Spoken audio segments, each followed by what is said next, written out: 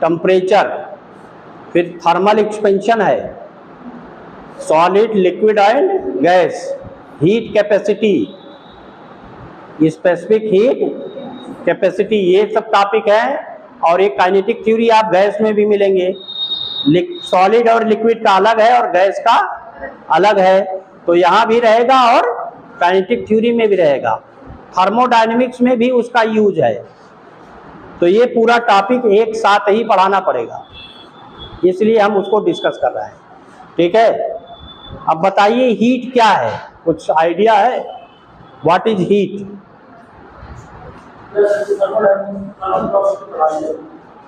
पढ़ाया नहीं गया है ना? हाँ, तो वो पढ़ाना ही पड़ेगा, बिना उसको पढ़ाए आगे कैसे बढ़ेंगे? चलिए ठीक सर, वो फिर उनको वेट कह दीजिएगा, ठीक है, है तब तक मैं ये पूरा कवर कर लूंगा।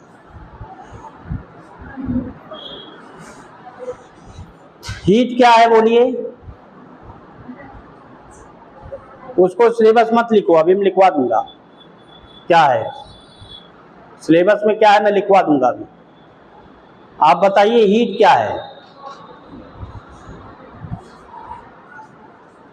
सिलेबस आप नोट कर लीजिए, आपको क्या पढ़ना है सिलेबस जरा पहले लिख लीजिए, इसीलिए आपको कंफ्यूजन हो रहा है सब जगह, पूरा खत्म नहीं हो रहा, इसीलिए नहीं खत्म हुआ, वो नहीं कब का खत्म हो जाता। लिखिए थर्मोडायनेमिक्स का टॉपिक पहले, यहीं से ही है। थर्मोडायनेमिक्स के जो टॉपिक है लिख लीजिए।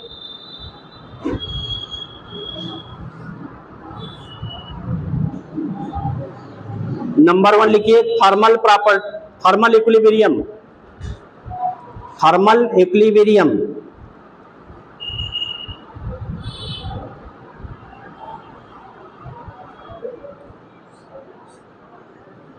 zeroth law of thermodynamics, zeroth law of thermodynamics,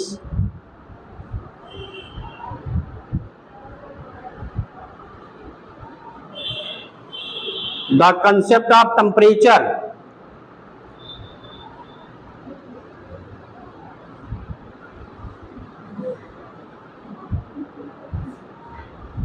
heat,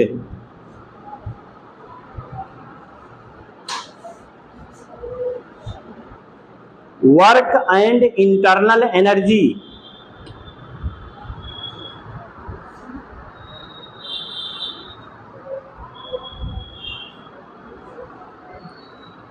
the first law of thermodynamics,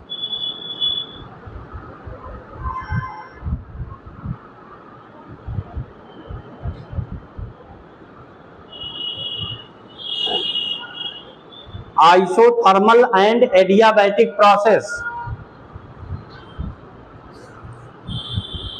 isothermal and adiabatic process,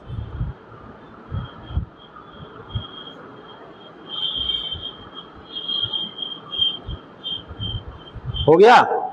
the second law of thermodynamics,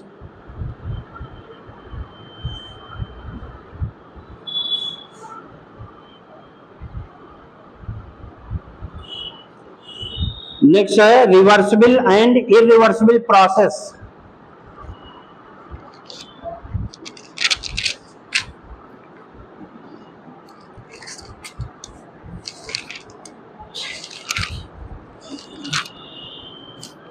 अब ये तो आपका थर्मोडायनेमिक्स में था, इसमें टेम्परेचर का भी कंसेप्ट है, और इसके पहले जो थर्मल एक्सपेंशन है उसमें भी टेम्परेचर का कंसेप्ट है, तो सब अलग अलग जगह पर वही एक ही टॉपिक है। दूसरा, अब ये लिख लिए काइनेटिक थ्योरी ऑफ गैस में, kinetic theory of gas,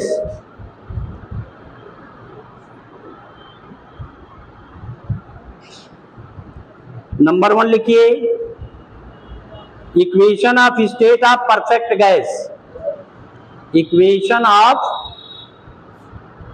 state of a perfect gas या आइडियल गैस।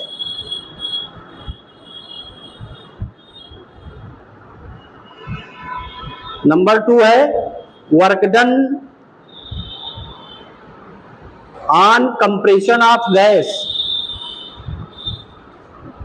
उसमें नहीं मिलेगा work done on compression of gas. Next, kinetic theory of gas assumptions, kinetic theory of gas assumptions.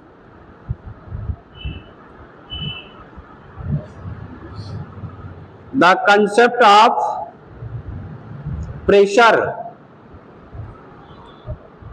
Bracket में लिख लीजिए pressure formula.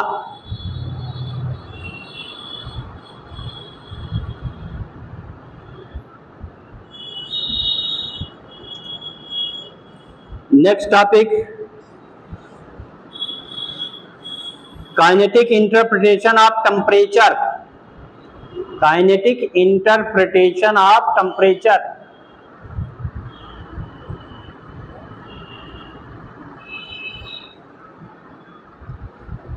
RMS speed of gas molecules,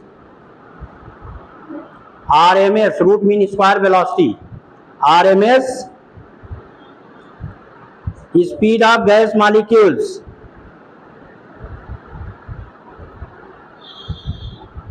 next, degree of freedom,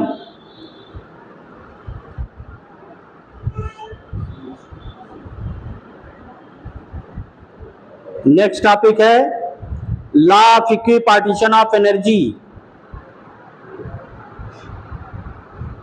law of equipartition of energy.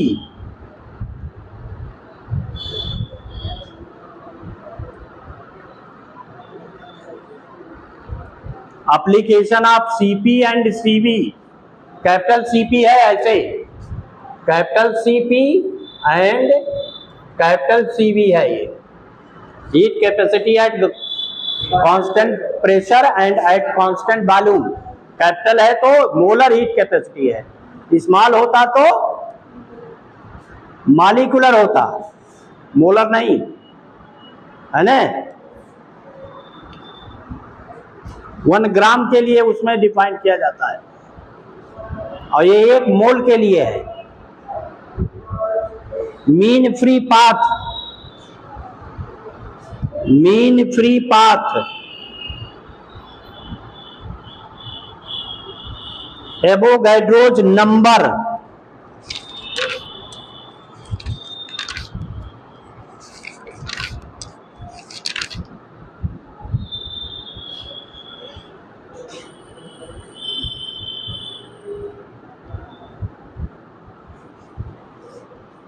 ये इतने topic आपको इसमें cover करने हैं।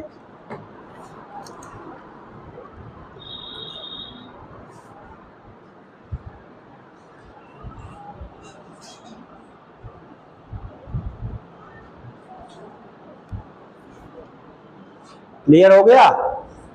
अब इसके पहले जो लिखा है थर्मल प्रॉपर्टी, उसका अलग से कोई टॉपिक नहीं है, उसी में सब इन्वॉल्व है ना। Properties of solid, liquid and gas, उसके बाद कन्वेक्शन, कंडक्शन और रेडिएशन, कन्वेक्शन था, कंडक्शन था और रेडिएशन, ये सब था ना कि नहीं?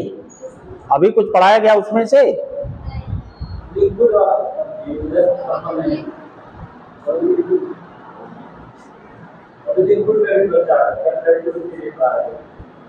अरे 8 क्लास तो हुआ, बहुत दिन, बहुत क्लास हो गया, 8 लेक्चर उसके हो गए, 5 अलॉटेड था। शायद था। चलिए ठीक है, अब जो पढ़ाए होंगे, हम अपना कुछ डिस्कस करेंगे, हैं?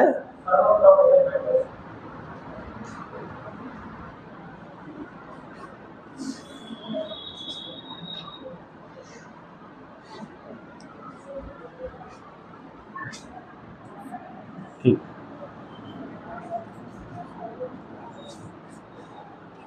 तो उसमें पहला टर्म आता है what is temperature.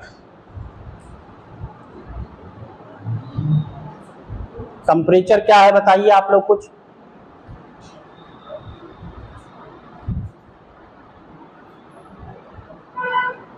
Temperature is a fundamental physical quantity, कि नहीं? जो हमारे पास 7 फंडामेंटल फिजिकल क्वांटिटीज है उसमें टेम्परेचर भी है, और ये डिग्री ऑफ हॉटनेस और coldness of a body with respect to another, ये होता है डिग्री ऑफ या मेजर ऑफ हॉटनेस और coldness of a body with respect to other body. जैसे जब हम किसी बॉडी को छूते हैं तो कहते हैं ये गर्म है, किसी दूसरे को कहते हैं ये ठंडा है, तो किसके रिस्पेक्ट में वो गर्म है? आवर बॉडी के रिस्पेक्ट में। किसके रिस्पेक्ट में वो ठंडा है? हम लोगों के बॉडी के रिस्पेक्ट में ठंडा है। हमें उसका आभास होता है कि ये हमारी बॉडी से हीट है या कोल्ड है। तो जो टेम्परेचर है वो है डिग्री ऑफ हॉटनेस और coldness of a body with respect to another body. तो इसके मेजरमेंट के लिए एक स्केल डेवलप किया गया। अलग अलग स्केल लोगों ने डेवलप किए बाद में चल करके, और उनमें एक डेफिनिट रिलेशन भी है। उन स्केल्स में डेफिनिट रिलेशन होता है। तो एक स्केल जो सबसे ज्यादा हम लोग यूज करते हैं उसका नाम है सेल्सियस स्केल। उसका नाम है सेल्सियस स्केल। अभी आज केवल समझ लीजिए, अगले दिन लिखेंगे एक तरफ से। अभी बहुत ज्यादा फिर छूटा हुआ है, आपके टॉपिक बहुत ज्यादा छूटे हुए हैं इसका मतलब। तो अभी कुछ लिखाएंगे नहीं, अभी हम पूरा पहले समझा दें फिर लिख देंगे अगले दिन। तो क्या है सेल्सियस स्केल, कैसे बनाया गया? उसका एक बेस लिया गया। Water exist in all 3 state, solid, liquid and gas on earth in different conditions.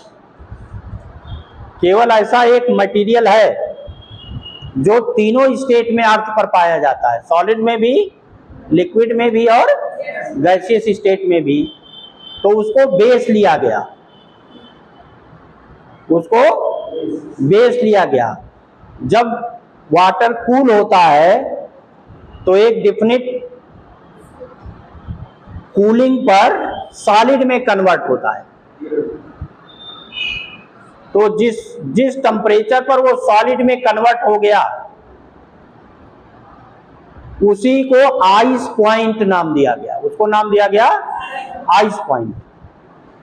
यानी जिस टेम्परेचर पर वो आइस में कन्वर्ट हुआ, अभी हम किसी स्केल की बात नहीं कर रहे हैं, जिस टेम्परेचर पर, टेम्परेचर आप ऐसे जान लीजिए in general, temperature is one fundamental physical quantity which measure hotness और coldness of a body with respect to another. उसकी यूनिट क्या लेते हैं हम लोग? एसआई यूनिट है केल्विन। तो केल्विन स्केल डिसाइड किया गया। कैसे डिसाइड किया गया वही मैं बता रहा हूं। उसका डायमेंशनल फार्मूला हम लोग कैपिटल के लिखते हैं या कैपिटल थीटा, दोनों लिखते हैं। या तो कैपिटल के लिखेंगे और या हम लोग ऐसे थीटा लिखते हैं। ये है डायमेंशनल सिंबल उसका, ये नहीं, टेम्परेचर के लिए थीटा या के दोनों लिख सकते हैं। अब इसका स्केल डिसाइड कैसे किया गया वही अभी डिस्कस कर रहे हैं। जिस टेम्परेचर पर वाटर लिक्विड से कन्वर्ट हो गया किसमें? सॉलिड में, तो उसको कहा गया आइस पॉइंट। और फिर जब वाटर को हीट किया जाता है तो एक डेफिनिट टेम्परेचर पर वो स्टीम में कन्वर्ट होता है, तो उसको कहा गया vapour point, ice point and vapour point. तो अलग अलग जो स्केल बनाए गए, थर्मामीटर से इसका हम मेजरमेंट करते हैं। तो एक थर्मामीटर बनाने के लिए अलग अलग साइंटिस्टों ने अलग अलग स्केल डिसाइड किए। तो जो कॉमनली यूज्ड थर्मामीटर है वो सेल्सियस स्केल का है। डिग्री सेल्सियस में हम लोग नापते हैं, ज्यादातर टेम्परेचर किसमें नापते हैं? डिग्री सेल्सियस में।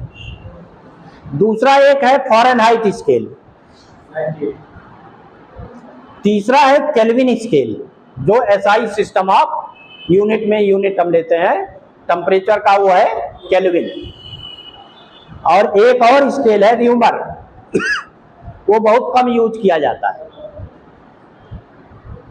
तो कैसे बनाए गए ये देखिए, अभी कुछ लिखना मत, सब हम लिखवा देंगे अलग से। एक मान लीजिए एक प्रॉपर्टी यूज किया गया मटेरियल का, जो टेम्परेचर के बढ़ने पर कंटिन्यूअसली बढ़ जाए, इंक्रीज कर जाए, टेम्परेचर के घटने पर कंटिन्यूअसली डिक्रीज करे और प्रोपोर्शनल रहे हमेशा। On increasing the temperature the property of matter increases proportional to the temperature, on decreasing the temperature decreases proportional to the temperature। तो ऐसी प्रॉपर्टी को थर्मामेट्रिक प्रॉपर्टी कहा गया। किताब पढ़ रहे हो? बंद करो। ऐसी प्रॉपर्टी को नाम दिया गया थर्मामेट्रिक प्रॉपर्टी। तो बहुत से हैं ऐसे प्रॉपर्टी, बहुत सारे हैं। जैसे जो थर्मामीटर में मटेरियल यूज किया गया वो है मरकरी, वो है मरकरी। नॉर्मल टेम्परेचर प्रेशर पर मरकरी मेटल है, लेकिन वो लिक्विड स्टेट में होता है और उसकी डेंसिटी बहुत हाई होती है, 13.6 इंटू 10⁻³ kg पर मीटर क्यूब पर यूनिट वॉल्यूम, बहुत हाई है। उसमें वॉल्यूम इंक्रीज होता है, जब टेम्परेचर बढ़ाते हैं तो उसका वॉल्यूम इंक्रीज होता है प्रोपोर्शनल टू द टेम्परेचर। तो वो भी एक थर्मामेट्रिक प्रॉपर्टी है। तो उसको एक एयर कॉलम में उसकी लेंथ में मेजरमेंट करते हैं। थर्मामीटर जब बनाया गया तो ऐसे ग्लास के एक बल्ब लिया गया और यहां पर इसमें एक थिन या नैरो होल रखा गया।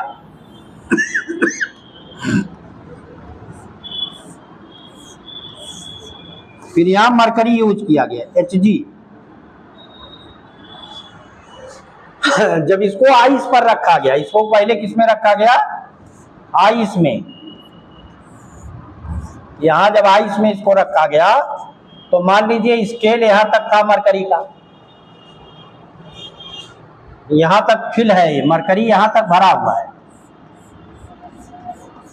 ये इतना क्या है? मरकरी है। तो जब इसको आइस पर रखा गया तो जहां तक था इसको 0 डिग्री सेल्सियस नाम दे दिया गया। यही आपका क्या है? आइस पॉइंट है। ये क्या है? आइस पॉइंट है। इसको 0 डिग्री सेल्सियस, किसमें? सेल्सियस स्केल में। जब सेल्सियस थर्मामीटर बनाया गया तो इसको क्या नाम दिया गया? 0 डिग्री सेल्सियस, यानी आइस पॉइंट को। फिर इसको वाटर को हीट करके जब वो वेपराइज होने लगा तो उसके ऊपर रखा गया। तो जब उसके ऊपर रखेंगे तो इसका वॉल्यूम इंक्रीज करेगा। किसका? मरकरी का। मरकरी का वॉल्यूम इंक्रीज करेगा तो वो इसी ट्यूब में ऊपर राइज करेगा। तो एक डिफिनिट हाइट तक मरकरी राइज किया, मान लीजिए वो हाइट ये है, तो इसको 100 डिग्री सेल्सियस कह दिया गया। इसको क्या कहा गया?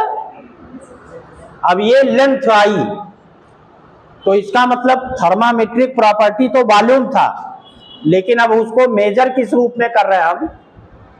In the length, in the form of length हम यूज कर रहे हैं। जितने ज्यादा मरकरी का वॉल्यूम बढ़ेगा उतना बड़ा इसमें मरकरी का कॉलम राइज करेगा।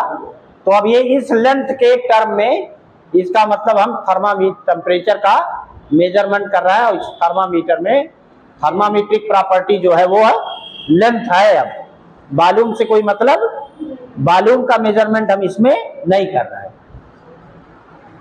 अब इस वाले जो जितनी लेंथ थी इसको फिर इक्वल 100 डिवीजन में, कितने पार्ट में इसको डिवाइड किया गया, 100 डिवीजन लिए गए, इक्वल पार्ट में डिवाइड कर दिया गया, और हर एक पार्ट को क्या कहा गया, 1 डिग्री सेल्सियस। तो इस तरह से बना सेल्सियस स्केल। और भी तो जो थर्मामीटर इस स्केल पर डिजाइन किया गया उसी को सेल्सियस थर्मामीटर कहा गया।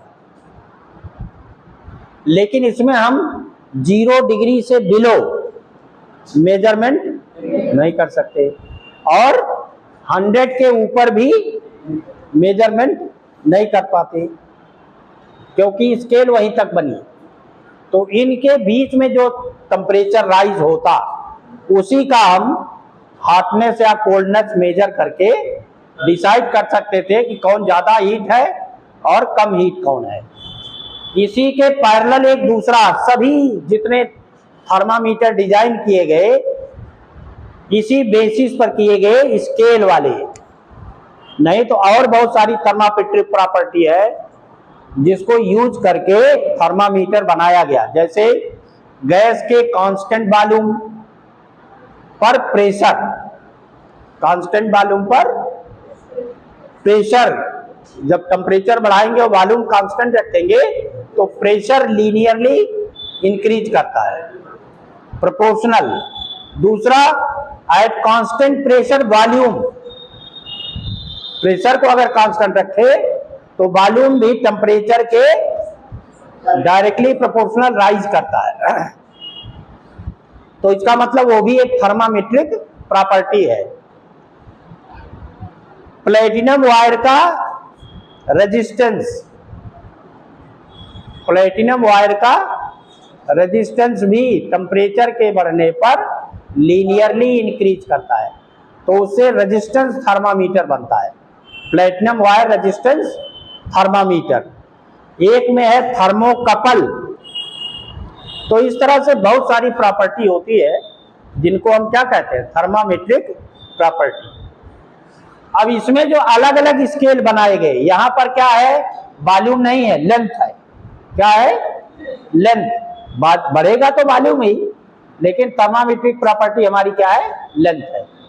एक दूसरा स्केल ऐसे बनाया गया तो इसको हम ऐसे ले रहे हैं, एक स्केल ये है, दूसरा स्केल ये हो गया, तीसरा स्केल ये हो गया। अब ये है आइस पॉइंट।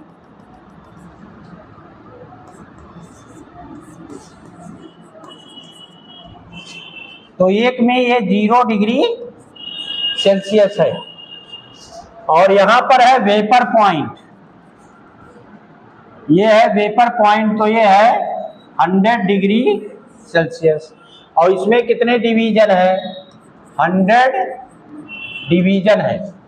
हर डिवीजन को क्या कहा गया, 1 डिग्री सेल्सियस।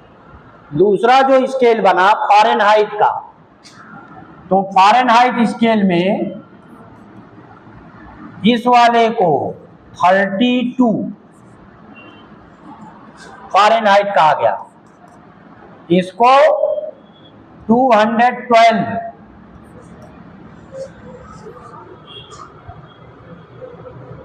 डिग्री फ़ारेनहाइट, और इस वाले को, इन दोनों का डिफरेंस कितना है, 100। अरे 212 से 32 घटा दो, कितना आएगा, 180 डिवीजन।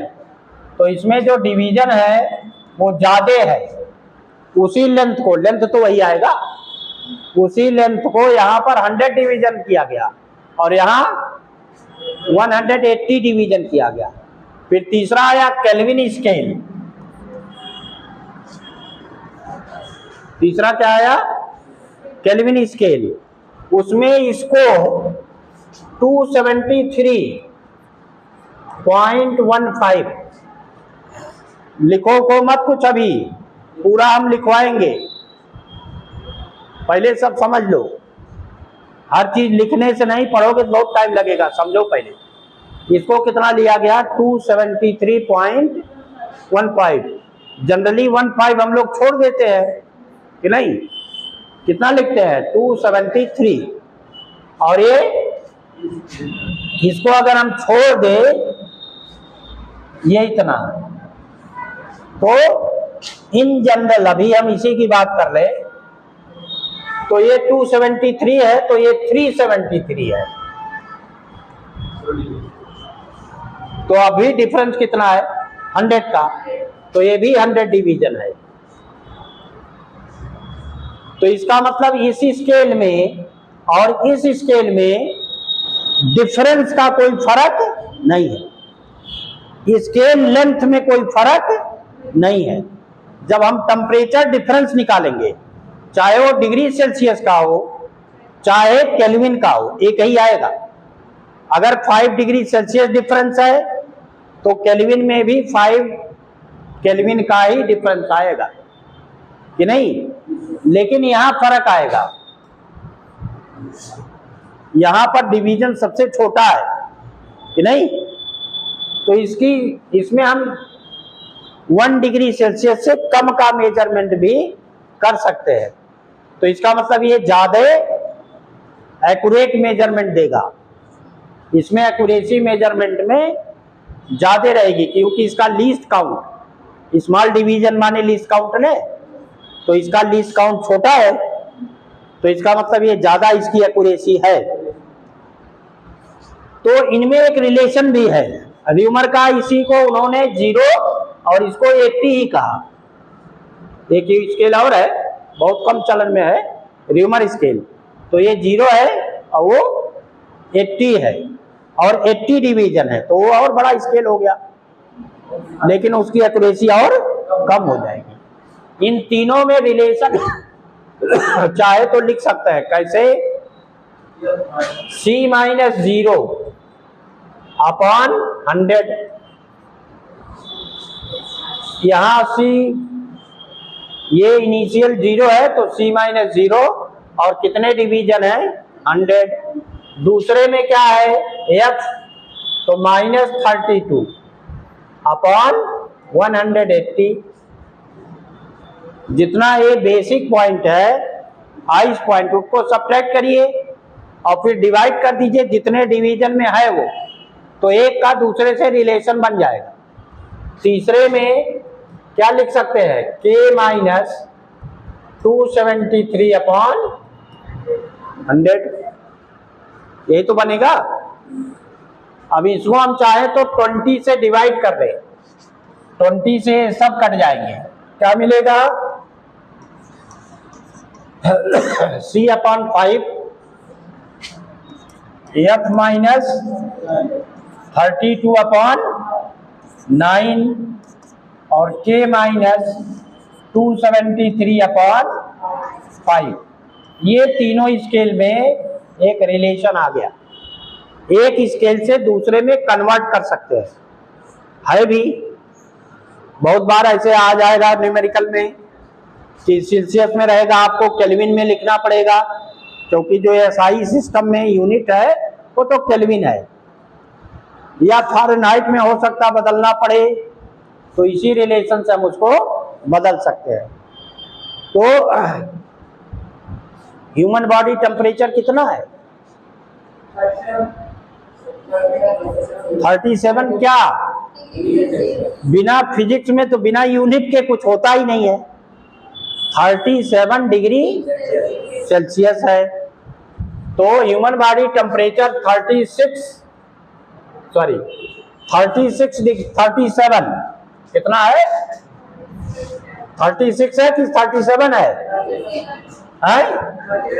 37 है, तो ये है 37 डिग्री सेल्सियस। फ़ारेनहाइट में कितना होगा, आप तो बायोलॉजी के वो माना थे, कितना होगा तुम कुछ दूर और बता रहे हो। है? अच्छा निकाल के दिखाओ, निकालो कैसे निकलेगा। एफ और सी का रिलेशन एफ दोनों यूज करेंगे, जल्दी सब लोग निकालिए। ये सब तो बहुत छोटा छोटा टॉपिक है, आना चाहिए, हमें नहीं चाहिए निकलवाना, लेकिन अब निकाल के देख लो एक बार।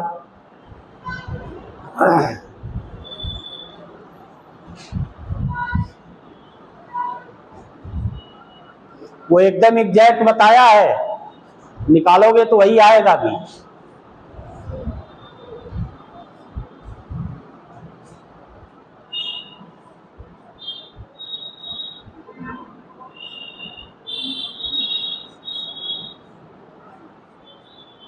अरे सी के जगह 37 रखिए, एफ का वैल्यू निकालिए,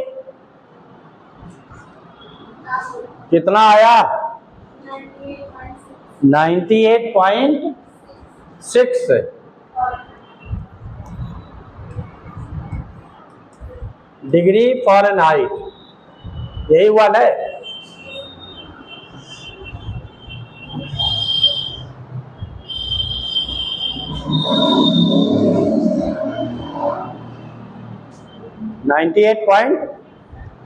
कभी कभी बच्चे कहते हैं कि 101 डिग्री बुखार था, कि नहीं कहते?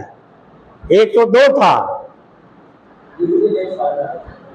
वो फ़ारेनहाइट में है, किस स्केल पर है? ये मेडिसिनल थर्मोमीटर भी कहलाता है, या इसका नाम है डॉक्टरी थर्मामीटर, जो फ़ारेनहाइट स्केल वाला है। डॉक्टर लोग इसका उपयोग ज्यादा करते हैं। जरा एक क्वेश्चन बताइए, at what temperature kelvin, at what temperature Fahrenheit and degree Celsius scale become same?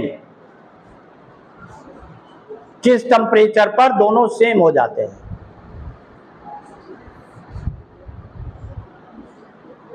Celsius और फ़ारेनहाइट किस पर सेम होंगे बताइए, निकालिए। ये तो क्लास 10th का है, पॉलिटेक्निक में बहुत पूछा गया है कई बार, किस स्केल पर दोनों सेम हो जाते हैं।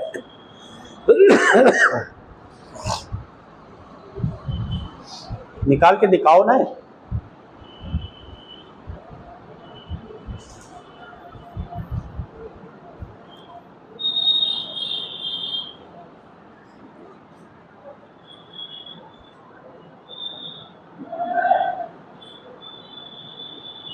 कैसे निकालेंगे, किसको सेम लेना है?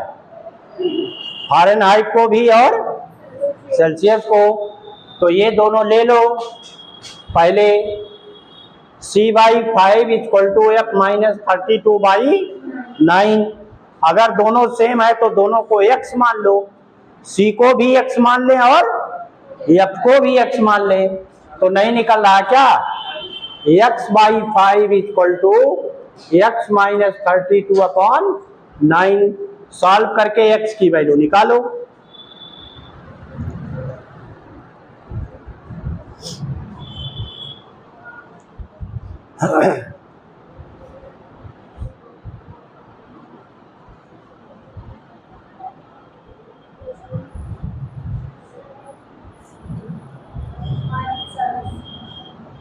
-40 डिग्री फ़ारेनहाइट की डिग्री सेल्सियस? अरे दोनों वही होगा ना, फ़ारेनहाइट भी वही होगा और सेल्सियस भी होगा। कितना आया? -40। तो -40 पर दोनों का स्केल एक ही रहेगा। आया कि नहीं आया? बहुत बार पूछा गया है।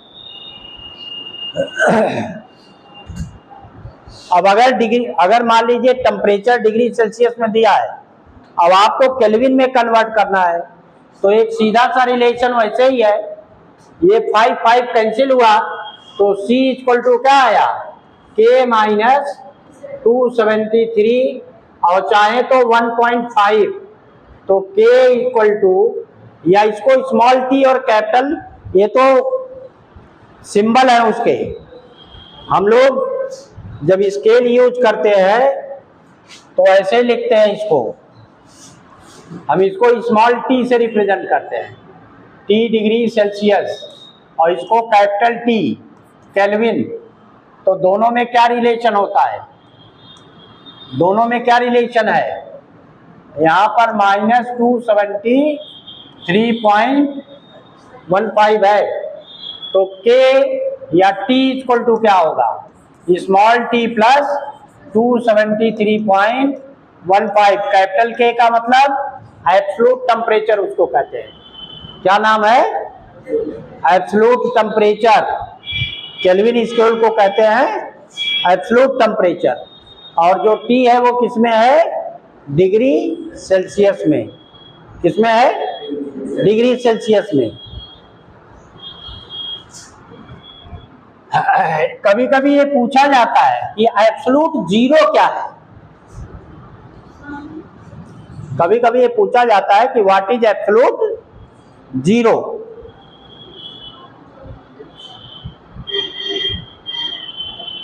एब्सोल्यूट जीरो कितना है बोलिए,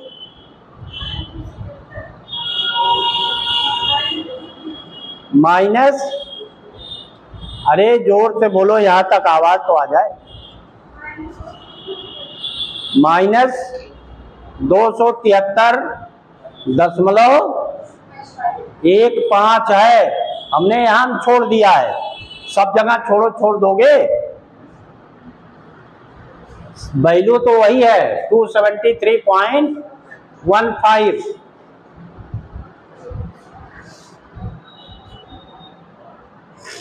एब्सोल्यूट जीरो उसको क्यों कहा गया, जीरो केल्विन है इसलिए। यही है काइनेटिक इंटरप्रिटेशन ऑफ टेम्परेचर, जिसको मैं अभी पूछ रहा हूं कि एब्सोल्यूट जीरो कैसे डिफाइंड हुआ। एब्सोल्यूट जीरो क्या है, गैसियस स्टेट जब पढ़े होंगे तो उसमें है ये टर्म।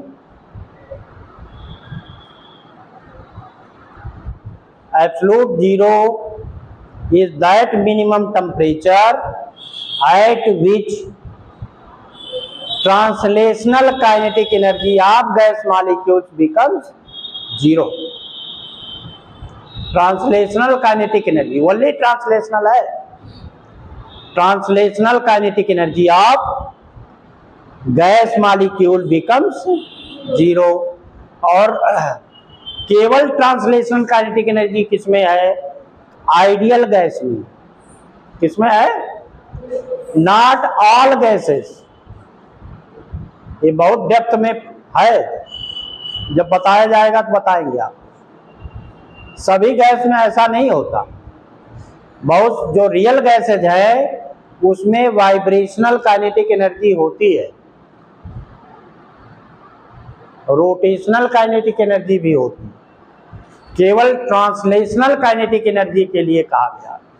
अब आइडियल गैस एक ऐसा गैस है जिसमें केवल ट्रांसलेशनल काइनेटिक एनर्जी होती है, ना तो रोटेशनल होगी और ना तो वाइब्रेशनल होगी और ना ही पोटेंशियल एनर्जी होगा, क्योंकि वही काइनेटिक थ्योरी ऑफ गैस है, उनमें कोई इंटरेक्शन नहीं होता। तो जब इंटरेक्शन नहीं है, ना तो अट्रैक्शन है और ना तो रिपल्सन है, तो उसमें पोटेंशियल एनर्जी कभी नहीं होगी। दूसरे उसमें ना तो रोटेशनल और ना तो वाइब्रेशनल काइनेटिक एनर्जी होती है, ये उसका एजम्पशन है, उसमें केवल ट्रांसलेटरी मोशन होगा और ट्रांसलेशनल काइनेटिक एनर्जी ही रहेगा। तो absolute zero is that minimum temperature at which kinetic energy, translational kinetic energy of gas molecule becomes zero, उसको कहते हैं एब्सोल्यूट जीरो। एक और टर्मिनोलॉजी इसके लिए यूज होता है, volume of gas, volume of gas, वो भी जीरो हो जाता है, volume of gas also becomes zero. लेकिन ऐसा प्रैक्टिकली पॉसिबल नहीं है,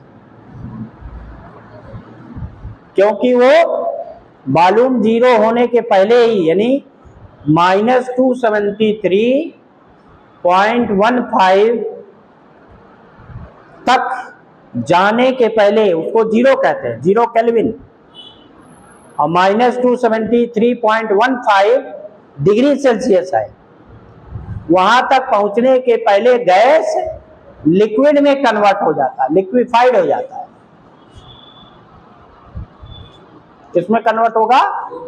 लिक्विड में। तो जो हम लोग लेते हैं डिफिनीशन, तो उसको लेते हैं काइनेटिक एनर्जी का, वो सब नहीं लेते हैं, प्रैक्टिकल वैल्यू उसमें पॉसिबल नहीं है। तो ये है कि टेम्परेचर क्या है, डिग्री ऑफ हॉटनेस और coldness of a body with respect to another, how thermometer are design, there are several thermometers design on the basis of vapour point and ice point of water, vapour point and ice point of water. और अलग अलग साइंटिस्टों ने अलग अलग scale उसके लिए बनाया, जिसका रिलेशन अभी हमने बताया था। अब अगर किसी का टेम्परेचर ज्यादा है तो हम उसको कहते हैं हॉट बॉडी। किससे? थर्मामीटर से जब मेजर करेंगे, अगर कोई 50 डिग्री सेल्सियस पर है और दूसरा 60 पर है, तो 60 वाला हॉट है, 50 वाला उससे कूल है। लेकिन इसका क्या रिजल्ट होगा? कई जगह टेम्परेचर का कंसेप्ट है, टेम्परेचर का कंसेप्ट कई जगह है। जैसे जेरोथ-लॉ थर्मोडायनेमिक्स भी उसी में एक है। वो क्या आया? फर्स्ट लॉ के पहले आया, इसलिए उसका नाम जेरोथ-लॉ रख दिया गया। तो वो ये कहता है कि अगर कोई दो, जैसे मान लीजिए हमने एक गैस ले लिया A और दूसरा ले लिया B और एक तीसरा गैस है C,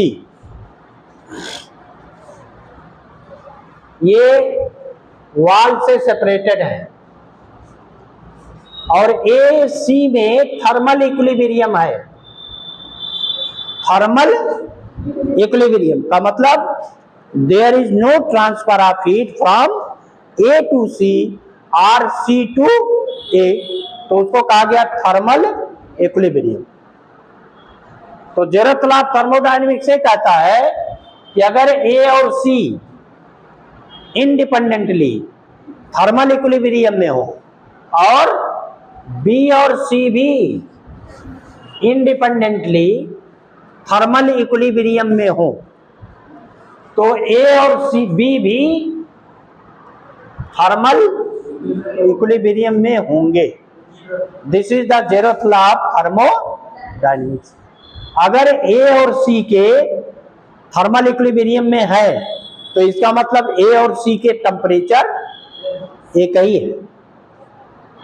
थर्मल इक्विलिब्रियम का मतलब हुआ कि no transfer of heat from A to C और फ्रॉम C टू A, तो उसको कहते हैं थर्मल इक्विलिब्रियम। और वही B और C में भी है, B और C में भी कोई ट्रांसफर ऑफ हीट नहीं है। इसका मतलब दोनों के सेम टेम्परेचर के हैं। तो अगर ये 5 डिग्री सेल्सियस पर है तो ये भी 5 पर है। ये भी थर्मल इक्विलिब्रियम में कब होगा? जब ये भी 5 पर हो, तो ये तो 5 पर ही है। यहाँ 5 होगा तो क्या यहाँ 10 हो जाएगा क्या? नहीं। तो इसका मतलब दोनों एक ही टेम्परेचर पर है। यही है जेरोथ-लॉ ऑफ थर्मोडायनेमिक्स। तो वो थर्मल इक्विलिब्रियम को रिप्रेजेंट करता है, वो थर्मल इक्विलिब्रियम रिलेशन को बताता है।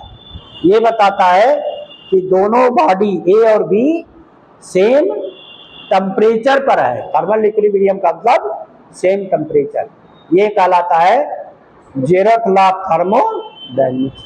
बहुत कुछ इसमें नहीं है समझना, कि है नहीं। अभी जो एक इंटरप्रिटेशन बताया था काइनेटिक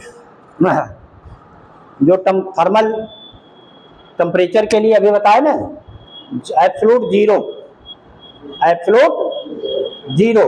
तो हम आगे जब काइनेटिक थ्योरी आप गैस में चलेंगे तो रूट मीन स्क्वायर वेलोसिटी आप गैस मॉलिक्यूल निकालेंगे, गैस मॉलिक्यूल, और वहां उसी से उसको डिफाइन किया गया absolute zero temperature, absolute zero temperature. अब हम लोग कुछ जनरल बात कर लें, जैसे एक टर्म है हीट और दूसरा टर्म है टेम्परेचर। कभी कभी लोग एक ही मान लेते हैं, हीट और टेम्परेचर एक ही है क्या? अलग अलग है। Temperature is a fundamental physical quantity और हीट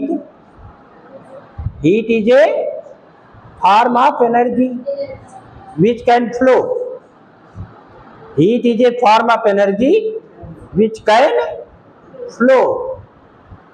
वो एनर्जी है, और एनर्जी क्या है?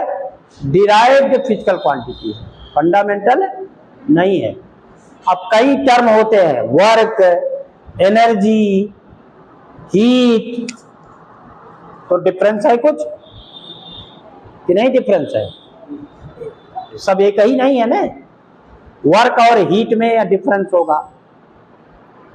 क्या डिफरेंस है वर्क और हीट में? दोनों ही एनर्जी के फॉर्म है। Work done is another form of energy, heat is another form of energy, लेकिन दोनों में अंतर है, एक ही है। फिजिकल क्वांटिटी एक ही हो सकते हैं, उनके नेचर में अंतर है। वर्क कभी फ्लो नहीं होता। वर्क टेम्परेचर डिफरेंस से कोई मीनिंग, उसका कोई रिलेशन नहीं है, और हीट का टेम्परेचर डिफरेंस से रिलेशन है। क्या रिलेशन है? Heat can flow from higher temperature to lower temperature. Heat के लिए या हीट के फ्लो के लिए temperature difference is a necessary part. बिना टेम्परेचर डिफरेंस के हीट ट्रांसफर नहीं होता।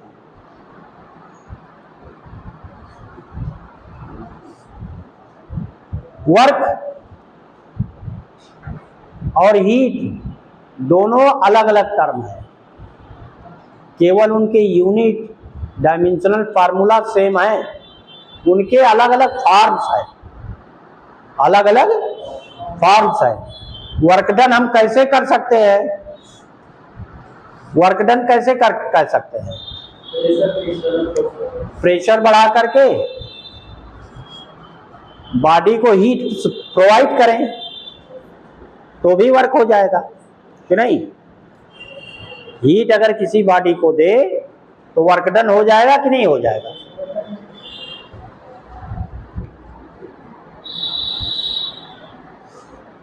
कुछ बता नहीं पा रहे।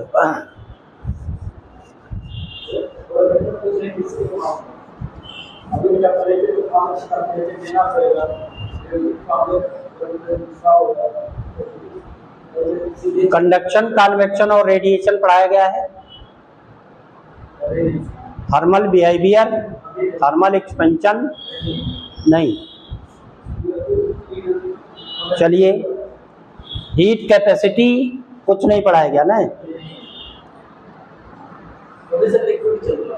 अच्छा ठीक है, बिना इन सब के पढ़ाए हम थर्मोडायनेमिक्स और काइनेटिक थ्योरी आप गैस पढ़ा ही नहीं सकते ना, दिक्कत ये है। हाँ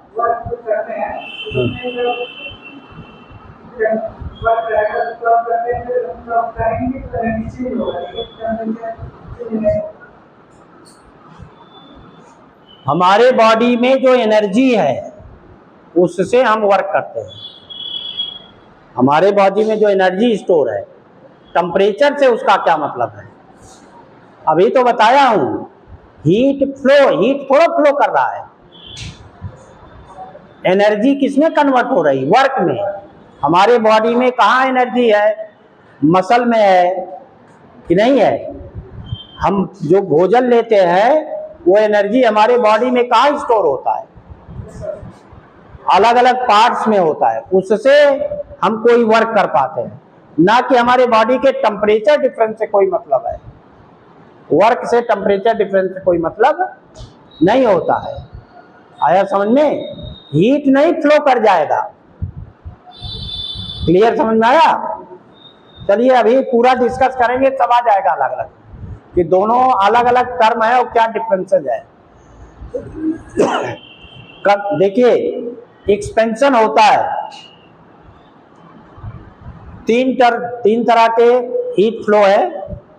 एक है कंडक्शन, दूसरा है कन्वेक्शन और तीसरा है रेडिएशन।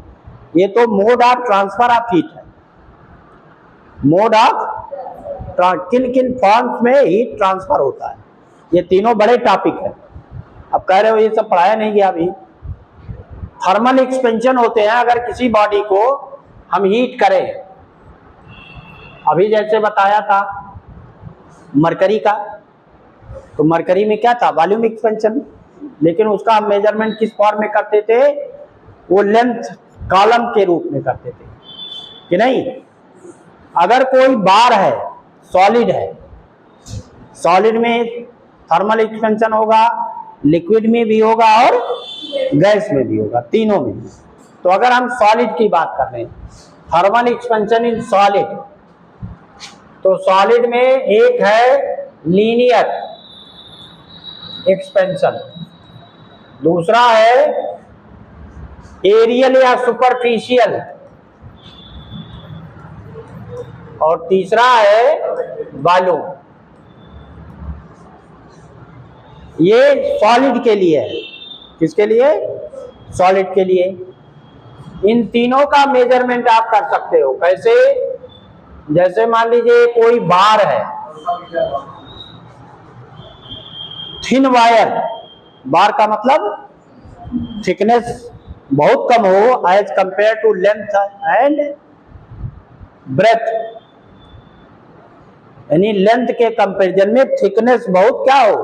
स्मॉल, लेंथ बहुत लार्ज हो। तो ये देखा गया कि जब हम इसका टेम्परेचर बढ़ाते हैं तो इसकी लेंथ बढ़ जाती है।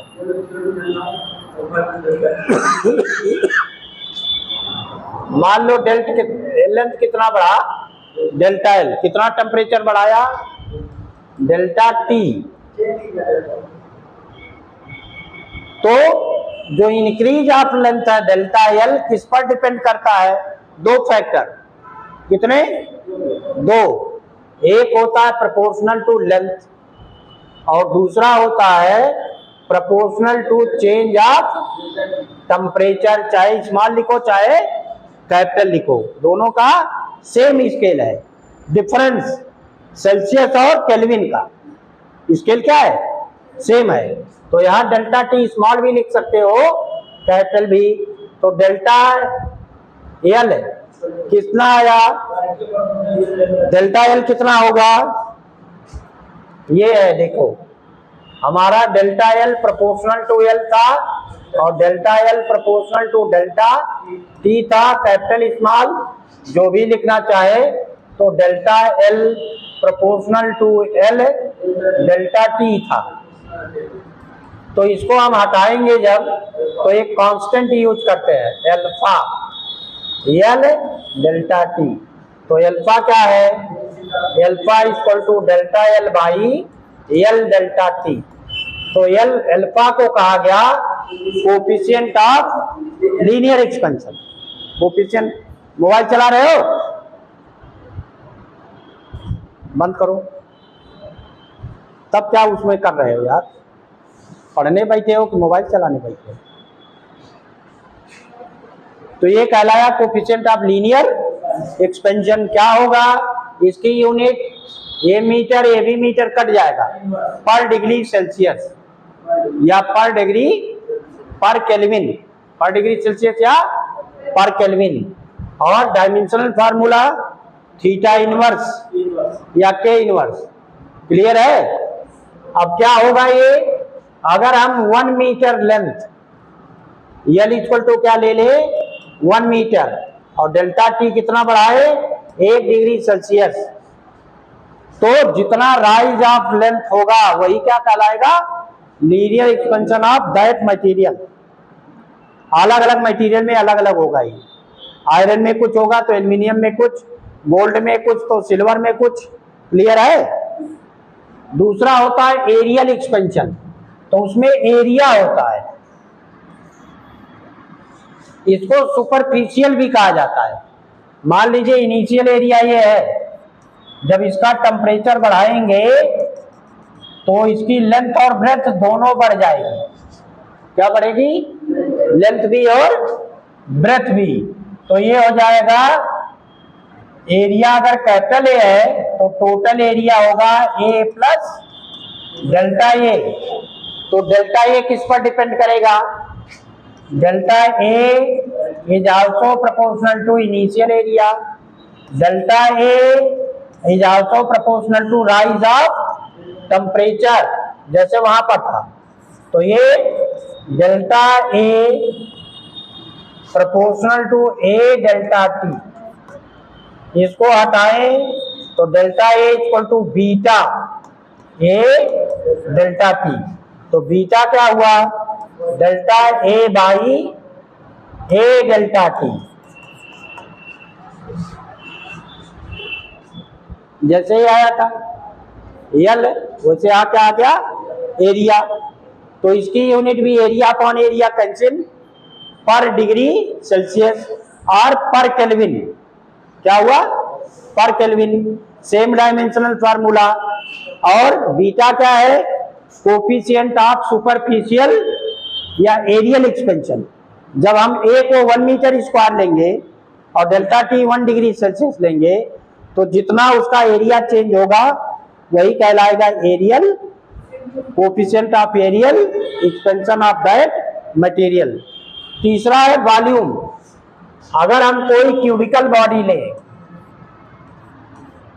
या 3 डायमेंशनल, तो जब लेंथ बढ़ेगी ब्रेथ बढ़ेगा, तो लेंथ ब्रेथ और हाइट तीनों बढ़ जाएगा ना। टेम्परेचर बढ़ाओगे कि नहीं, टेम्परेचर बढ़ाओगे तो लेंथ बढ़ा तो ब्रेथ भी तो बढ़ेगा और हाइट भी बढ़ जाएगा। तो वॉल्यूम चेंज हो गया। कितना चेंज हुआ, मान लो इनिशियल वॉल्यूम V था, फाइनल वॉल्यूम होगा V प्लस डेल्टा V।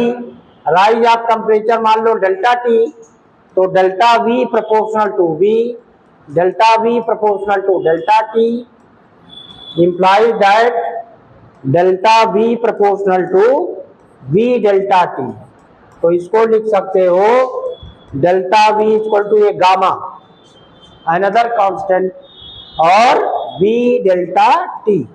तो गामा क्या हुआ, delta V upon V delta T। तो यहां पर यूनिट वही होगा, वॉल्यूम और वॉल्यूम कैंसिल हो जाएगा कि नहीं। अब अगर ये वॉल्यूम 1 मीटर क्यूब हो, टेम्परेचर 1 डिग्री सेल्सियस बढ़ाया गया हो, तो जितना वॉल्यूम एक्सपेंशन है वही उस मटेरियल का volume, coefficient of volume expansion होगा। सब तीनों एक जैसे है, कोई भी अलग डिफिनीशन नहीं है, लेकिन इनमें रिलेशन होते हैं बहुत अच्छे, अल्फा बीटा और गामा के relation. Alpha ratio beta ratio gamma कितना होता है, 1 है, 1 रेशियो 2 रेशियो 3, 1 रेशियो 2 रेशियो। कैसे निकाल सकते हो ना, भूल गए, निकाल लेंगे, बहुत छोटा सा है। कैसे, 1 मीटर ले लो, 1 मीटर लेंथ ले लो और 1 मीटर ब्रेथ ले लो। ये भी 1 मीटर और ये भी 1 मीटर। 1 डिग्री सेल्सियस टेम्परेचर बढ़ाओ तो कितना लेंथ बढ़ेगा, वही तो अल्फा है। जितनी लेंथ बढ़ेगी तो इसकी लेंथ 1 प्लस अल्फा हो गई। और ब्रेथ भी क्या हो जाएगा 1 प्लस अल्फा। पहले एरिया कितना था 1 मीटर स्क्वायर, फाइनल एरिया कितनी है 1 plus alpha into 1 plus alpha, तो 1 प्लस अल्फा स्क्वायर है, तो ये है 1 plus alpha square plus 2 alpha. लेकिन अल्फा की वैल्यू बहुत कम है, तो उसका स्क्वायर हम नेग्लेक्ट कर सकते हैं। क्या मिलेगा 1 प्लस 2 अल्फा। तो change of area delta A final minus A initial, A final 1 plus 2 alpha और माइनस 1 कैंसिल हुआ, कितना आ गया 2 अल्फा। ये डेल्टा ए है, लेकिन आपका डेल्टा ए होता क्या है, ये है बीटा सॉरी इंटू ए डेल्टा टी, यही तो था। अब यहां बीटा है, ए कितना आपने लिया था 1 मीटर स्क्वायर और डेल्टा टी कितना लिया था 1 डिग्री सेल्सियस, तो यही डेल्टा ए है। डेल्टा ए कितना है बीटा है, और यहां डेल्टा ए कितना है 2 अल्फा, तो 2 अल्फा इक्वल टू बीटा कि नहीं। इसी तरह से आप 1 मीटर लेंथ का कोई क्यूब ले लीजिए, 1 मीटर साइड का कोई क्यूब ले लो, 1 डिग्री सेल्सियस टेम्परेचर बढ़ाओ तो लेंथ भी 1 प्लस अल्फा, ब्रेथ भी 1 प्लस अल्फा और हाइट भी 1 प्लस अल्फा, तो वॉल्यूम है 1 मीटर क्यूब। फाइनल वॉल्यूम हो जाएगा 1 प्लस अल्फा का क्यूब, 1 प्लस अल्फा का क्यूब हो जाएगा। उसमें स्क्वायर टर्म और क्यूब टर्म बहुत छोटे होंगे, उसको कैंसिल कर लो तो 3 टाइम्स आएगा। क्या आएगा 3 टाइम्स, तो गामा की वैल्यू आएगी 3 टाइम्स अल्फा। आ जाएगा कि नहीं आएगा।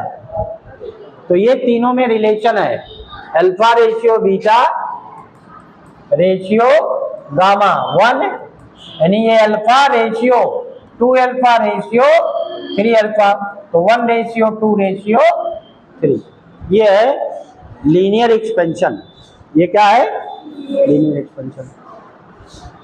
अभी लिखना नहीं है, सब लिखने की जरूरत भी नहीं है, बहुत बड़े नहीं है ये सब, इसको लिखो बैठ कर, केवल समझा दे रहे हैं सब, जो जरूरत होगी उसको अगले दिन लिखवा दीजिए। अब दूसरा होता है वॉल्यूम एक्सपेंशन।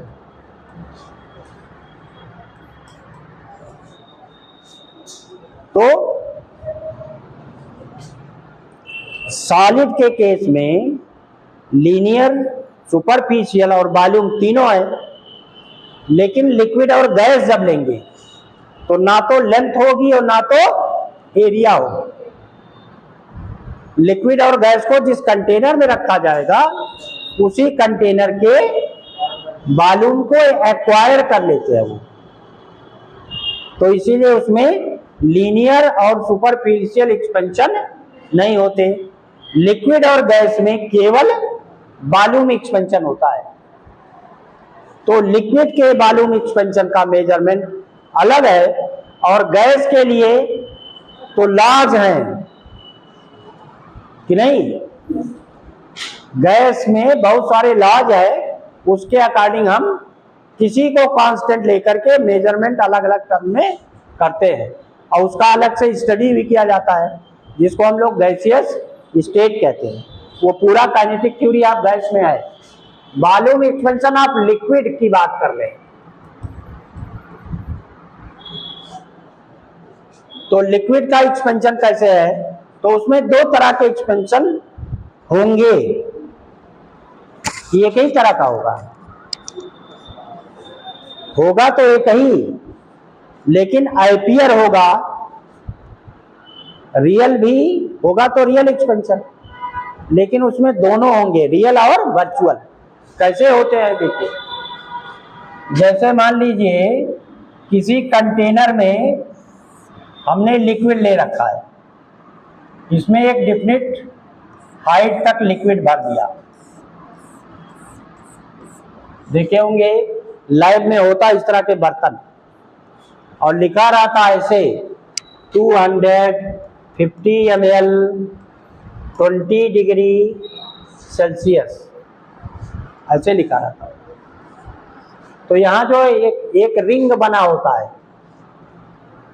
वहां तक जब वाटर लोगे या कोई लिक्विड लोगे कितने डिग्री सेल्सियस पर, 20 डिग्री सेल्सियस, तब उसका वॉल्यूम 250 ml है।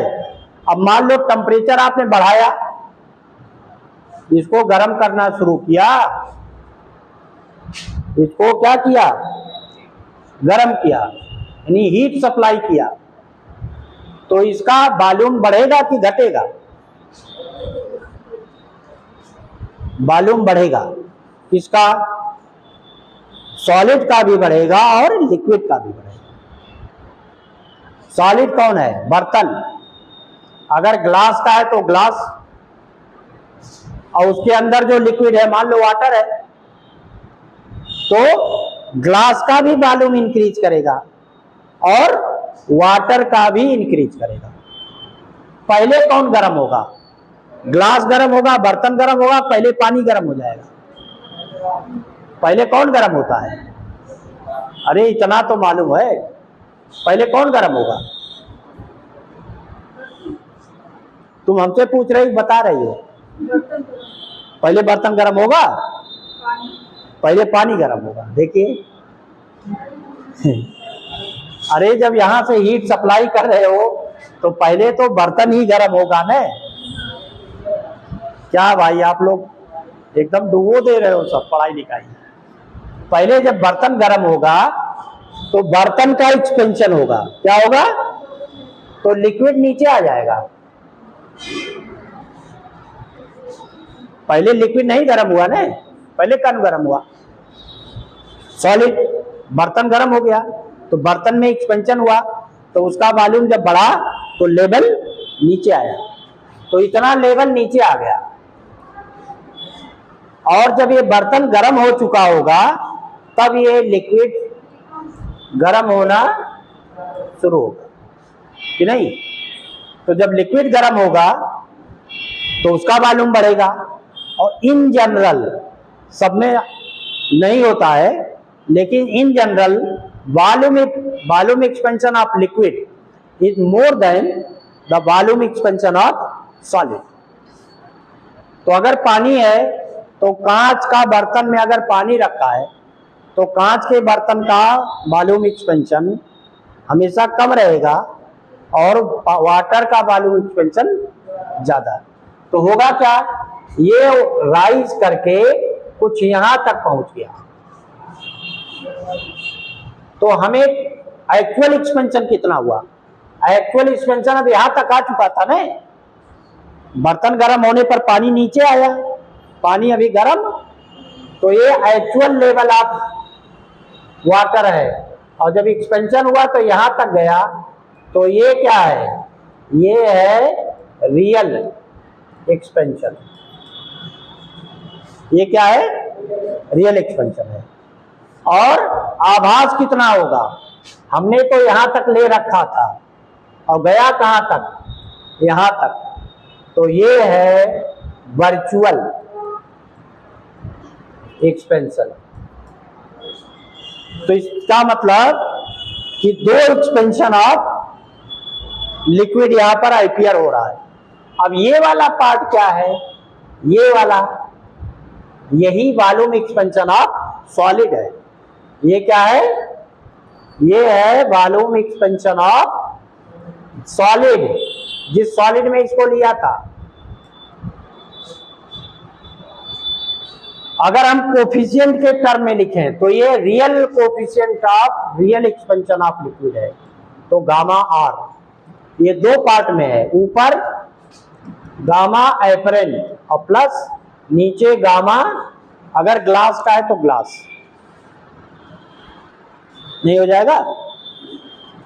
ये पूरा रियल एक्सपेंशन ऑफ लिक्विड है तो उसको गामा आर लिखेंगे। तो ये दो पार्ट में है, ये आपका वर्चुअल हुआ और ये जो इस ग्लास का एक्सपेंशन था उतना नीचे आया था, तो virtual expansion of liquid and volume expansion of glass. तो ये एक रिलेशन होता है लिक्विड के लिए। गैसीय स्टेट का तो अलग से डिस्कस किया ही जाता है कि नहीं? कौन सा लॉ?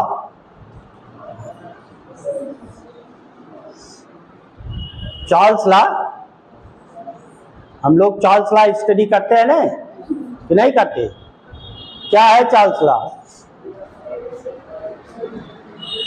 चार्ल्स लॉ क्या है?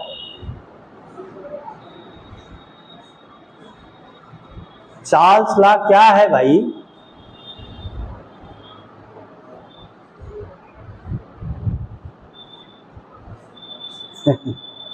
कोई आपको कोई आइडिया किसी चीज का? बॉयल्स लॉ क्या है? पन्ना पलटोगी? बंद करो किताब। बॉयल्स लॉ क्या है?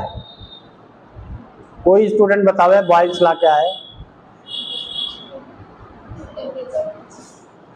टेम्परेचर बॉयल्स लॉ हो गया। टेम्परेचर कांस्टेंट है बॉयल्स लॉ हो गया। अरे और रिलेशन होंगे ना।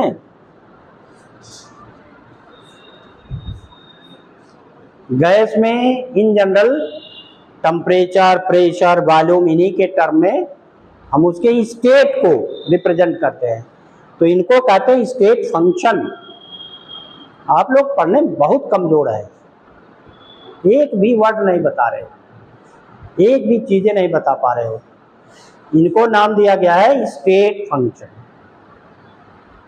किसी एक को कांस्टेंट रखें, दूसरा बढ़ाए, तो दोनों में क्या रिलेशन होगा? एक कांस्टेंट हो गया। मान लो टेम्परेचर है, प्रेशर है, वॉल्यूम है। अभी इंटरनल एनर्जी की बात ना करो। तो इन तीनों में अलग अलग साइंटिस्टों ने अलग अलग एक्टिविटी पाया और उन्हीं को लॉ के फॉर्म में रिप्रेजेंट किया। उन्हीं को Boyle's law, Charles law, Gay Lussac law या लॉ ऑफ प्रेशर, ये सब कहा गया। बॉयल्स लॉ क्या होता है? एट कांस्टेंट टेम्परेचर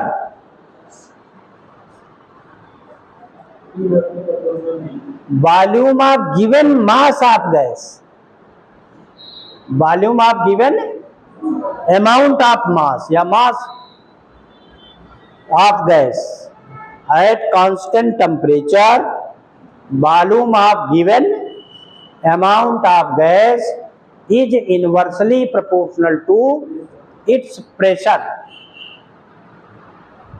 क्यों ऐसा कहा? बॉयल्स ने क्या किया? अलग अलग कंटेनर लिए, टेम्परेचर गैस का सेम रखा। कैसे सेम रखेंगे? थर्मोडायनेमिक सिस्टम होता है जिसमें गैस हो और ऐसा उसके टेम्परेचर, प्रेशर, वॉल्यूम के टर्म में उसके किसी स्टेट को रिप्रेजेंट किया जा सके, तो ऐसे सिस्टम को थर्मोडायनेमिक सिस्टम कहते हैं। जैसे गैस से भरा हुआ कोई कंटेनर, कोई सिलेंडर जिसमें पिस्टन लगा हो, उसको हम मूव करा सकें, तो एक आइडियल थर्मोडायनेमिक सिस्टम है। क्यों? उसमें जो गैस भरी होगी उसके किसी स्टेट को हम टेम्परेचर, प्रेशर और वॉल्यूम के टर्म में रिप्रेजेंट कर सकेंगे। हमने वर्क डन में निकाला भी था, बताया भी था थर्मोडायनेमिक सिस्टम क्या है कि नहीं। तो अगर बॉयल्स लॉ की बात कर लो, क्या रिलेशन बनेगा? अगर यहां वॉल्यूम लो, यहां प्रेशर लो, तो क्या था? Volume is inversely proportional to pressure. कब? At constant T and for given amount of gas. तो पीवी इक्वल टू क्या मिलेगा? एक कांस्टेंट। पीवी इक्वल टू, अरे यही पी इंटू वी, प्रोपोर्शनल हटाओगे तो एक कांस्टेंट लिखोगे कि नहीं? तो वही है PV equal to a constant. तो ये है बॉयल्स लॉ। अगर ग्राफ प्लॉट करोगे तो क्या मिलेगा? एक बढ़ेगा तो दूसरा घटेगा, ऐसे। यहाँ P है तो यहाँ V है, या यहाँ V है तो यहाँ P है, कोई भी लिख सकते थे। यहाँ आप V लिखोगे तो यहाँ P आ जाएगा, दोनों एक कहीं भी ले सकते हैं। ये क्या है? Boyle's law. और अगर दूसरा ग्राफ प्लॉट करें P इंटू V में, P into V versus V और P, यहां प्रोडक्ट लें P इंटू V, और इधर या तो P ले या V ले, तो क्या मिलेगा? एक कांस्टेंट मिलेगा इसे। PV इक्वल टू K है ना, तो K की वैल्यू जो भी रहेगा वहीं पर ऐसे एक लाइन मिलेगी जिसका ये पोजीशन कभी चेंज नहीं होगा। कि चेंज होगा? ये सब ग्राफ भी पूछे जाएंगे। चलो हमने बॉयल्स लॉ तो बता दिया, अब आप चार्ल्स लॉ बताओ। चार्ल्स लॉ बताइए।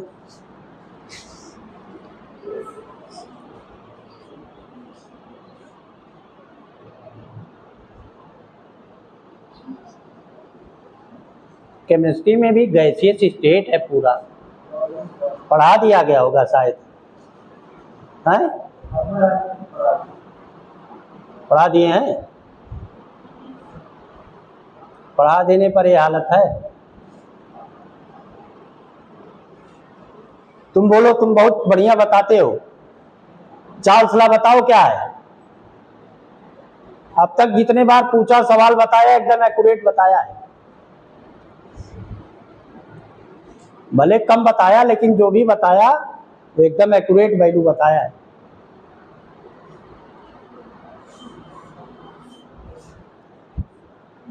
चार्ल्स लॉ क्या है? प्रेशर कांस्टेंट, मालूम नहीं? Eight constant pressure volume of given mass of gas is directly proportional to its absolute temperature. Is directly proportional to its absolute temperature. ये है V proportional to T at constant P. तो अब V by T equal to constant होता है, V by T equal to constant, तो ये रहेगा।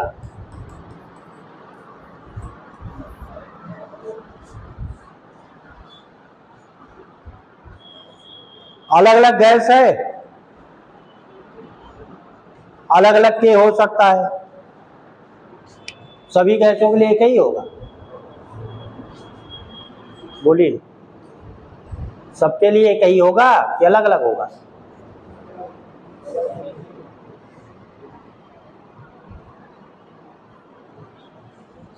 अगर एक ही गैस हो, अलग अलग कंडीशन है, तब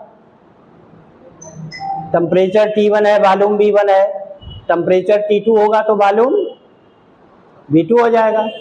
तो क्या रिलेशन रहेगा? V1 अपॉन T1 भी K रहेगा, क्योंकि गैस तो वही है, और V2 बाई T2 भी K रहेगा। तो V1 upon T1 equal to V2 upon T2। अब एक और है लॉ ऑफ प्रेशर या गैलिसैक लॉ। दो तो बता दिया, एक में टेम्परेचर कांस्टेंट था, दूसरे में प्रेशर कांस्टेंट था, तीसरे में वॉल्यूम कांस्टेंट होगा। तो अगर वॉल्यूम कांस्टेंट है तो P directly proportional to T at constant V। Same relation होते हैं, सेम रिलेशन है। वहां पर वॉल्यूम है और यहां पर क्या है? टेम्परेचर है। तो P by T equal to constant, या अलग अलग कंडीशन है, P1 upon T1 equal to P2 upon T2, यहाँ V1 upon T1 equal to V2 upon तो ये 3 फंडामेंटल लॉज है किसके लिए? गैस के लिए। These 3 are fundamental laws of gases, Boyle's law, Charles law and law of pressure. यह उसी का नाम है गैलुसैक लॉ। ये हर जगह यूज होगा, केवल काइनेटिक थ्योरी ऑफ गैस में नहीं यूज होगा, सब जगह जहां भी इसको लगाओगे सब जगह ये सब रहेंगे। थर्मोडायनेमिक्स में बहुत सब जगह यूज होगा। आइडियल गैस इक्वेशन, या जिसको हम परफेक्ट गैस कहते हैं,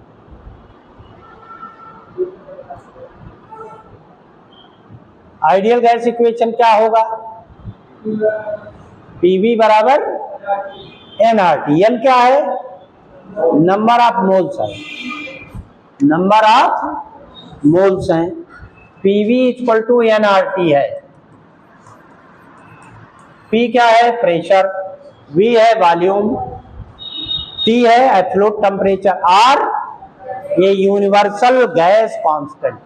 जैसे यूनिवर्सल ग्रेविटेशनल कांस्टेंट था तो ऐसे यूनिवर्सल गैस कांस्टेंट है आर, कि नहीं? वैल्यू इसकी 8.31, 31 ही कह दो बहुत है। यूनिट, अरे 3.14, उसके बाद यूनिट तो होगी।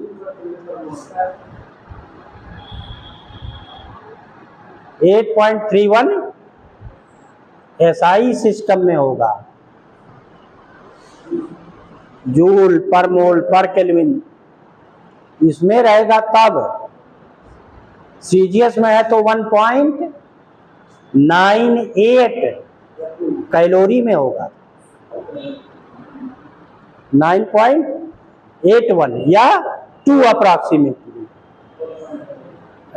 1.98 ये लिखे, या तो अप्रॉक्सीमेटली 2 जब सीजीएस सिस्टम में लिखेंगे तब। आर का यूनिट पूछा जाएगा। आर का डायमेंशनल फार्मूला बहुत बार पूछा गया, निकाल के जरा बताओ आर का डायमेंशनल फार्मूला। ये तो निकाले ही हो गए, अब ये एन तो एन का डायमेंशन होगा नहीं। आर इक्वल टू है PV by T. Dimensional formula जब आर का लिखोगे तो एन तो नंबर है, निकालो जरा।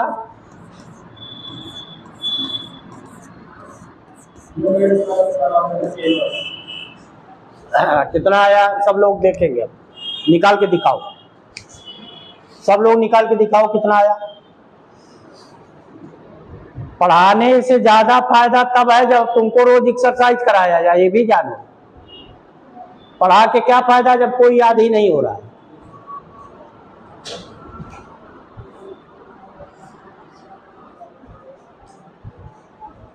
सबका हम देखेंगे, जान लो।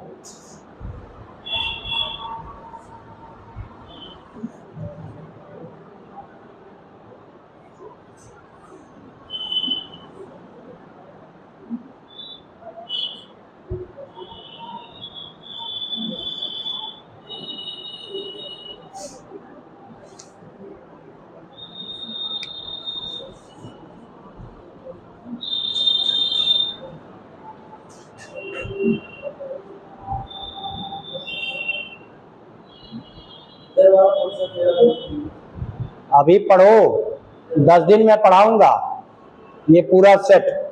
10 दिन में एक एक लाइन रट जाएगा, जान लो, ध्यान से पढ़ोगे तब।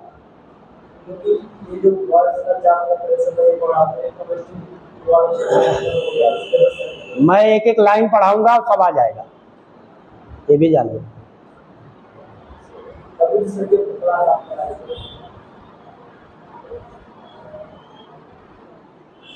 आ गया है? किसका किसका आ गया? लाओ दिखाओ, दिखाओ भाई किसका आ गया।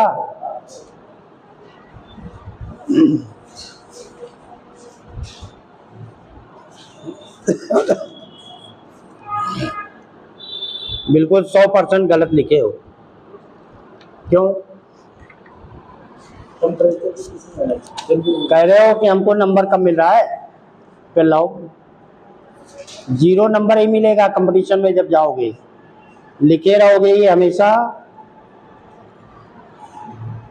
ऐसे होता है कि नहीं? आ रहे हैं सर जी, 1 मिनट। प्रेशर का क्या होगा भाई? Force upon area. प्रेशर क्या है? Force upon area. तो ये क्या है? mL/T-2 L स्क्वायर, और ये हो गया L−T-2, ऐसे लिखेंगे ब्रैकेट, कभी ब्रैकेट छोड़ेंगे नहीं। तो ये प्रेशर हो गया L−T- यही है ना, इनटू वॉल्यूम है, तो वॉल्यूम का L क्यूब अपॉन थीटा या K। तो अब इसको सॉल्व नहीं कर पा रहे हो, L स्क्वायर T-2 और K इनवर्स, ये है डायमेंशनल फार्मूला। या हम ऐसे लिखते हैं L square T-2 theta inverse, कि नहीं? यही तो लिखे होगे, या तो K इनवर्स या थीटा इनवर्स। और यूनिट क्या लिखेंगे? ये क्या है?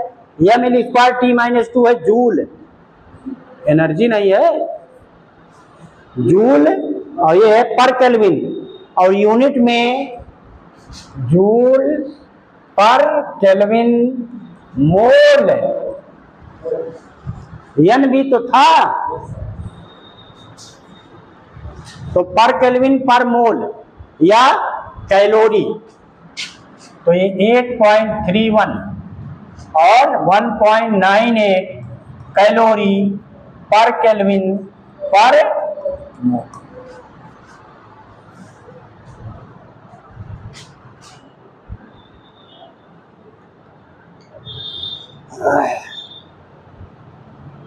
लिखो मत अभी, एक लाइन से लिखवा देंगे। बहुत लंबा क्लास है, इतना डिले कैसे हो जाता है? 10 क्लास से दो चैप्टर मिला के है, 5 ही क्लास में खत्म हो जाएगा। फिर बहुत सारे एक्सरसाइज कराया जा सकता है, इतना लेंदी थोड़ा है। चलो अगले दिन डिस्कस करेंगे, है ना? अगले दिन लिखने के लिए तैयार रहना।